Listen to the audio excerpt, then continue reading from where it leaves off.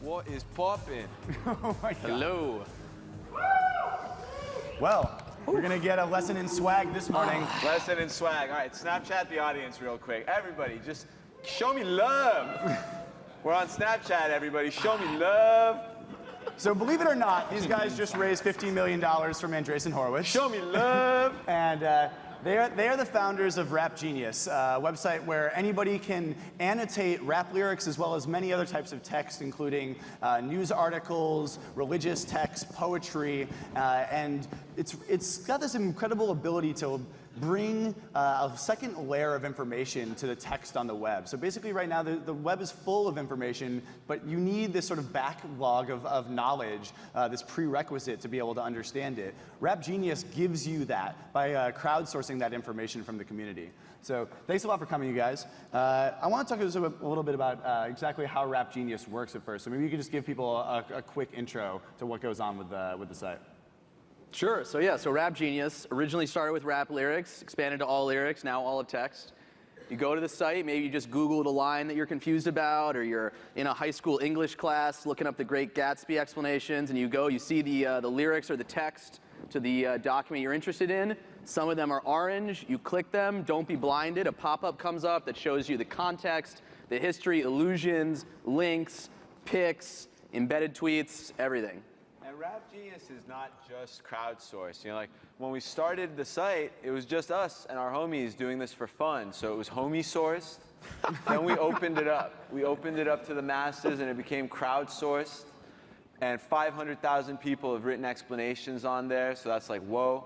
But then we decided we want to baller source it. So that's why now we've got the rappers themselves explaining, and not just rappers, any ballers. Like my old law professor, Larry Lessig, has a verified account on Rap Genius, and he explained a freestyle about campaign finance reform. So we don't know whether to put that on Rap Genius or Law Genius or whatever, you know? Awesome. So maybe you can tell me a little bit about the intention for the site in the long run, and why Marc Andreessen and Ben Horowitz were so fascinated by the site, and like their history, and like what Netscape was trying to do, and what you guys are doing to sort of bring on that mission. Yeah, when Marc originally invented the web browser, he built a part of it was so that anyone could annotate anything on the web, because he had the same vision that all this information needed more depth, more context. So even though we got in with Andreessen Horowitz because Ben loves rap, and we interviewed him just for the Rap Genius blog, just about like his tastes in rap and whatnot, it's really Marc who's got the same sort of vision for the long-term future of the thing, and I think Ben just really likes the website. Yeah, I mean, I'm really fascinated with that idea that it wasn't technically really possible for Rap Genius or something like it to exist just because of server and storage technology back more than a decade. Well, it's actually a little bit of a get-here though, because there was the technical limitation, but it wasn't just storing all the information. It was that I think the general approach of just making it this sort of emotionless platform that's just on top of everything. Like, I think our approach, where it's sort of very community driven, it's on Rap Genius, you have the whole community, you get your cute points, you get your cute name, like that's just as important as the technical advances that we've made. The technology, it's not just the technology, it's the interplay between the technology and the community and the points and the kids. Yeah, I mean, if we had built like a browser extension to start out, and it was like the annotator browser extension, it would have been hard to get like all the kids who are like passionate about Rap Genius, make it their life, to start annotating shit. The secret ingredient of Rap Genius is love. We often tell people that Rap Genius was built in love on Rails. Yeah, I think that's a fascinating way to get a website started, is start with a really passionate community like the people who are annotating your rap lyrics, and then expose maybe the true value or the larger mission of the website by bringing additional features and additional applications. You know what Tom told me the other night that made me emotional? Was he said that no one could ever like rip off Rap Genius's technology because the technology evolved with the community. So the way it's built right now it's the ideal state for it to be at right now, and where we're going to take it is the next level. But it had to be simpler when it was a simpler community. Like at every step we've evolved with our community, and that's why it's not just a code, and it's certainly not just a business. Rap Genius is a religion. It's a cult. It's often called the Ponzi scheme of knowledge. Awesome. So you guys actually have an announcement. You guys are expanding to yet another vertical. Can you tell me about that? What you guys are going to announce today? News Genius. Follow us on Twitter @NewsGenius. Twitter just cleared it out for us. Swag. Yeah. And when's Obama getting a verified account? You know, I want him to explain his speeches, the Constitution, and we want to see what he's got to say about 99 Problems. You know, there's a legalistic storyline in that song. So beyond just giving this away to people for free on the web, you guys have some other inbound interest about this from companies, right? Yeah, we've been having some conversations with some government organizations and some big companies who have all these like knowledge problems. So like say like the CIA has an analyst somewhere in another country, writes a memo. At a black site. A black site, if you will. And they got like a team of analysts somewhere else who's working on the same problem. They want to comment on that. They want to have like their comments filter back to the original person. People want to vote on those comments. What's good, what's bad. Their current systems for doing stuff like that are really bad. So we have a lot of interest in actually Rap Genius for Enterprise. So businesses are really high on Rap Genius right now. And what were you guys going to call the one for like the CIA or the NSA? I was thinking Spook Genius. Nice. Or maybe like, you know, Taliban Genius could be a subgenre. Awesome. So people know that you know Ben Horowitz is a big rap fan, but what about, you know, what else do people not really know about them? You guys have gotten really close with them. You know, they funded your entire Series A, $15 million, which is a big investment in something that people looked at originally being like, why would they invest $15 million in a rap site? But I think they really see your vision for it. Can you tell me a little bit about your relationship with them and some things people might not know about some of the biggest VC stars in Silicon Valley? Oh man, it wasn't easy, you know, like Ben was really into it. We had to convince, I mean, the rest of the partnership, obviously. Marc is a very strong personality. You know, I remember in the partner meeting, we were like, you know, said like, oh, we want such and such millions of dollars. And he was like, what are you going to do with this money? And like, you know, I said something really stupid about like buying a bunch of companies or something. And then he just totally lost it at me. His legs started going nuts. And so like, we thought we had totally bombed, but like, that's just his way of showing love, you know? There was a huge bowl of individually packaged hand sanitizers in the conference room. That's all Marc. He's obsessed. Ben is the Rap Genius godfather, you know, like he's true fam. We consider him a bro. Like it's not like he's some kind of Uncle Moneybags, you know. We go into his house, like Felicia, his wife, is wonderful. Sophia comes to the Rap Genius office on Fridays. She's part of the cult. And what people don't know about the Godfather is that he's sick with marketing. He's the one who came up with the nickname Internet Talmud. He's the one who told us to change the name, instead of calling people users on the site, to call them scholars, and to have top scholars for each artist. He's the one who came up with News Genius. So he's just the man, you know, big ups to him. Ben, we love you, dog. Awesome. So you guys have had this big push lately to get verified artists on the site. So basically getting rappers or authors, poets to explain their own text, because a lot of times, you know, people read a lyric and they wonder, what does that really mean? And you know, a community like some other scholar can give their interpretation, but there's nothing like actually hearing it right from the real person who wrote that. What's it been like trying to get, you know, rappers especially on the site? Like do you guys have to wine and dine them, or what does that look like in rap? Yeah, I know. Last night at midnight, Mac Miller came through to the office, and Ab-Soul was chilling there. For all I know, Schoolboy Q rolled up. Like, we had to go to bed. Imagine how lame, like, these rap superstars are chilling at your office, and we're like, hey, we got TechCrunch tomorrow morning, guys. You know, better get to bed early. Good night. But it's been turned up. Do they ever, like, I don't know, do they ever ask you to like smoke them out, or is there like any of that? No. It's not cool to ask. Yeah. They don't have to ask. So, you know, on that sort of line, Michael Arrington a few years ago wrote about a drug called Provigil, which helps people stay awake, and he described it as something that entrepreneurs were getting really into for helping them work really long days and concentrate. What do you guys think about that scene? Like, do you guys ever use that stuff? Are you interested? Like, do you think is that prevalent in Silicon Valley? Well, that's, you know, that it now becomes more apparent to me that, you know, Michael Arrington and I both went to Stanford Law School, and I guess we learned the same habits in law school. You know, we take Vyvanse sometimes to turn up. At least I do. And one of the reasons is I'm allergic to coffee. But also, you take one of those and it just makes you feel so powerful. And coffee itself, you know, I never drank coffee, but then I got into it, you know, and that's a powerful drug. I don't know, how many people out there have had coffee today?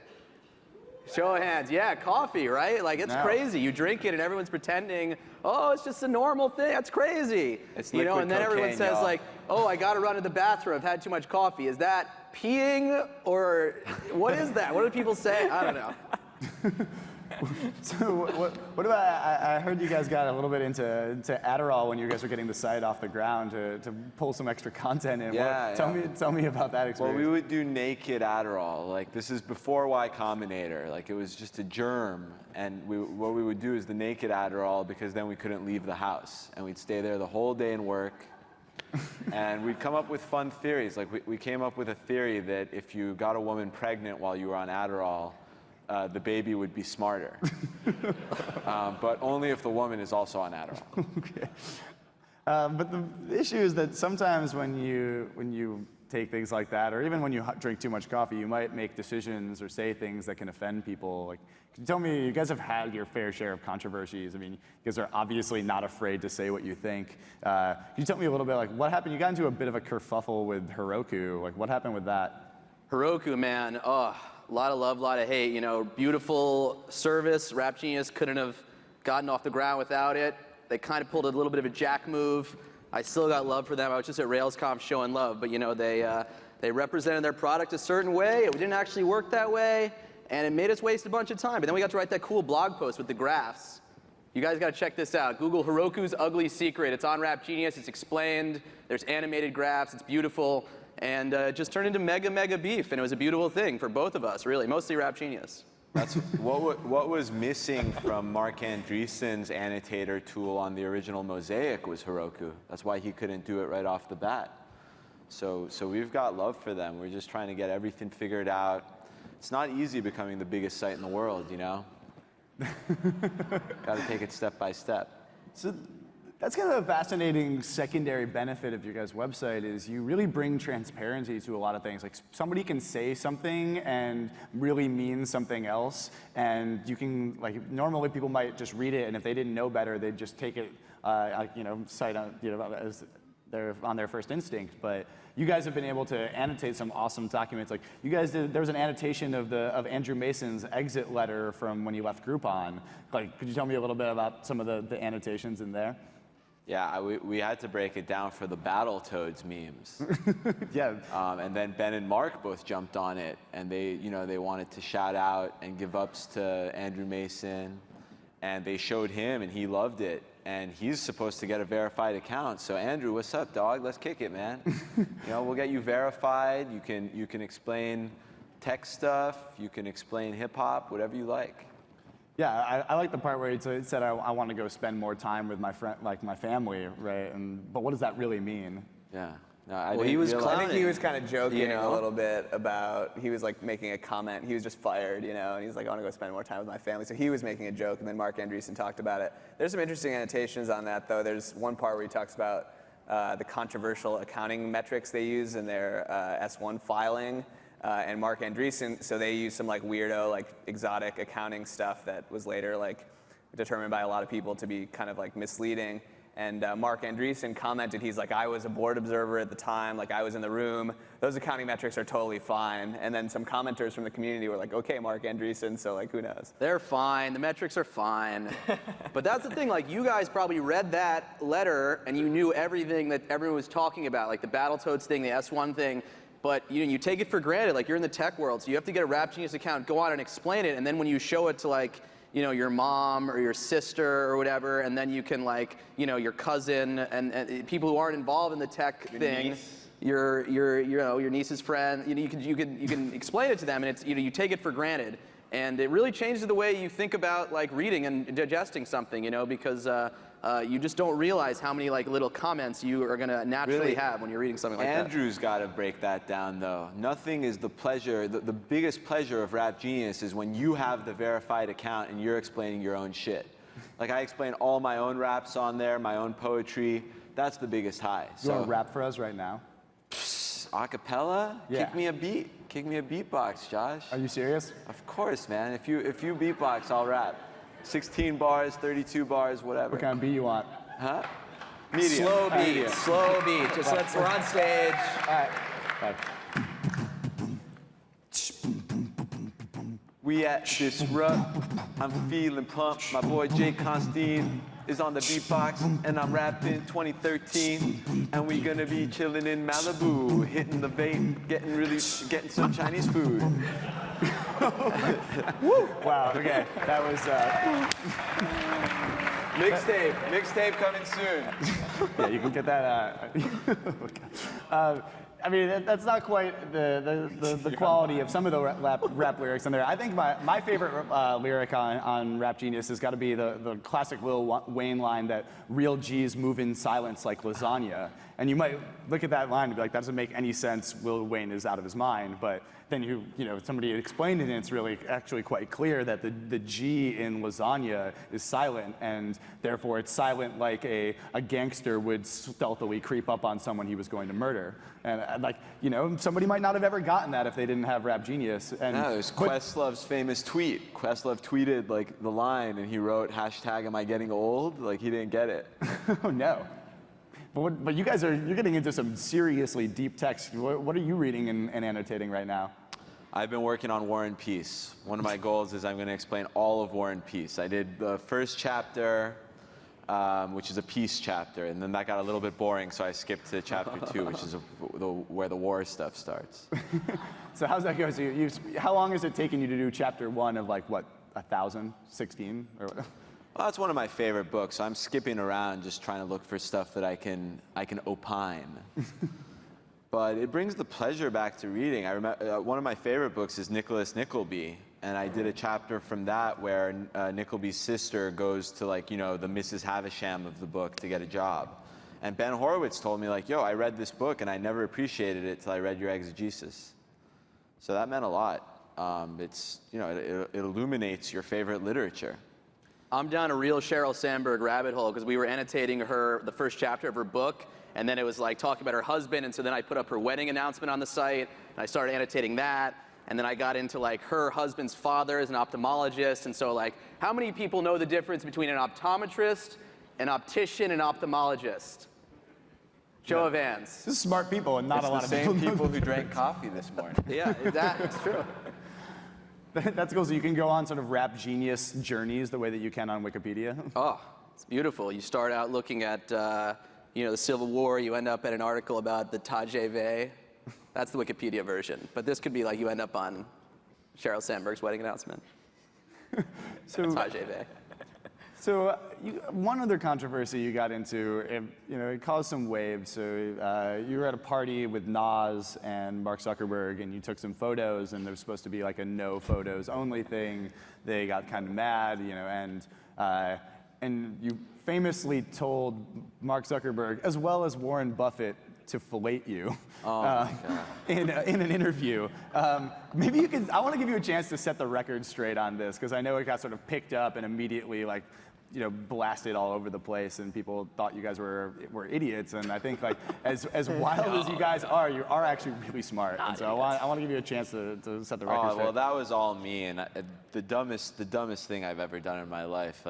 I love those guys, and Mark Zuckerberg, I met my last girlfriend on Facebook, so meeting him was such an honor. And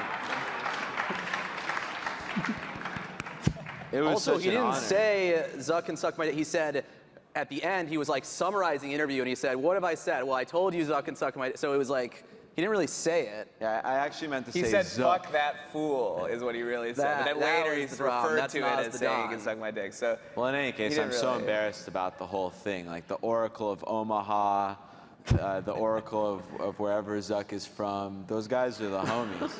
I'm hoping they'll forgive us. And I mean, geez, I think Rap Genius is going to be bigger than Facebook someday, but I don't say that in a beefy competition way, And maybe he went to Harvard and we went to Yale, but it's all love. I've got nothing but respect, and I just hope he can forgive me. I'm sorry, Zuck. I love you, dog. So So what factors in your life have led you to not giving a fuck? Oh, the Series A. No, I'm kidding. We really do give a fuck. The main reason we're so excited about Rap Genius, you know, we could sell this shit and go and become alcoholics living on an island or whatever and write a play. But the reason we're doing this is to educate the kids. I consider Rap Genius to be a tuition-free university. And every day I wake up with love in my heart. It's only when I take the Vyvanse and I get some aggression in my heart that I say stupid things like, you know, the negative Zuck and Warren Buffett comments. So speaking of educating the kids, you guys are doing some education initiatives as well, right? Like you guys are working with universities? Yeah, we're going to be in Columbia next year. The freshman class is going to explain the Iliad and the Odyssey on Rap Genius. Moby Dick's already annotated, The Great Gatsby is annotated, a bunch of novels, bunch of poems, and that's a shout out to Jeremy Dean, who's an English PhD from Texas, who's also an English teacher who kind of set it off with his own classroom. Now he's spreading Rap Genius into classrooms everywhere. And our boy Austin from college, Austin Allen, is the poetry genius. So you should follow them on Twitter too, @PoetryGenius.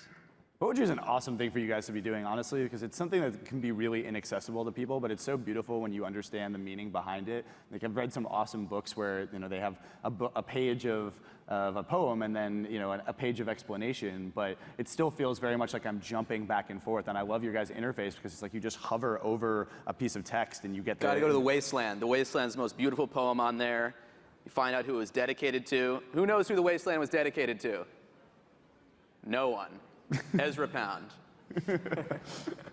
So, you know, a lot of entrepreneurs are pretty concerned about like their image and having this very like, you know, we're really dedicated and we're not trying to make waves, we're just trying to, you know, do our business. Like, what do you think about that idea? Do you think entrepreneurs have to have that very buttoned down look, or can you, you know, even in the like, you know, shorts and flip-flops world of Silicon Valley, that's still a lot of manufactured image. Like, what do you think about that? Do you think people should be more free and, you know, more expressive? Well, I just met up for breakfast yesterday with my old boss at Google, and I was trying to get him to work at Rap Genius. He's kind of free right now. And he was like, well, the first thing I would do if I worked at Rap Genius is I would throw that Jean-Ralphio out the window. And I was like, which one are you talking about? And he Which said, Tom. Jean-Ralphio, right? We got two of those, me and Tom. But yeah, I mean, a lot of people think we got to change, but I don't think that's gonna happen. You know, if you wanna ball major, you just gotta drink the fucking Kool-Aid, you know? And sometimes I wish I would've just stayed a corporate lawyer, you know? Live just a more normal life, not be the weirdo Rap Genius guy. But that's not how you fucking disrupt, Josh. I mean, look at you. You're a disruptive motherfucker too. That's why we're boys. And you know, in a sense that means you gotta be more laid loose and you gotta be, you know, living the life 24/7. Like, I don't feel like I have freedom. You know, I'm the Rap Genius guy. But I don't want freedom. I want this religion that brings people together and is based on knowledge and on educating the youth. No, I totally agree. I think I feel very lucky to get to work at TechCrunch where they give me a ton of freedom to write basically whatever I want. And it's one of those things where it's like if you just act as who you are, you attract the people that love you for who you are, and you end up, I think, a lot happier than, you know, pretending to be someone else and then getting friends who belong to this fictional personality. So if you guys had to go and give a piece of advice to, you know, maybe new entrepreneurs or kids applying to Y Combinator, a piece of advice that they couldn't get anywhere else, what would you tell them? Don't worry about any of that stuff. You know, like the big lesson from Rap Genius for me, for us, is that we worked on a bunch of other stuff too, and like, why did Rap Genius take off? It took off because we weren't sweating like, you know, oh, we're gonna get into Y Combinator, we're gonna raise money. You know, we weren't thinking about any of that stuff. We were just trying to build a thing that was cool, and then eventually people started to use it. So just traction is everything. You know, don't worry about money, don't worry about Y Combinator, just build something cool, get some cool clothes. It's bomb. Also, you gotta show love to your co-founders. Like, you're gonna get mad, you're gonna feel weird, but you gotta show love, you gotta hug. That's awesome. Can we hug it out real quick to end Should this we do interview? that? Yeah, let's do that. And we all happen to be wearing Nike, so maybe we can get one of those photos of us all with our feet in like this. Yeah. Ready? Yeah. Who's doing the photos? It's a photo shoot. Thank you guys very much for being the most ridiculous people to ever come on stage. Gucci Mane. I really appreciate it. No, Thank this you guys is a for pleasure. watching. Give these guys a hand. Free Gucci. Free Gooch.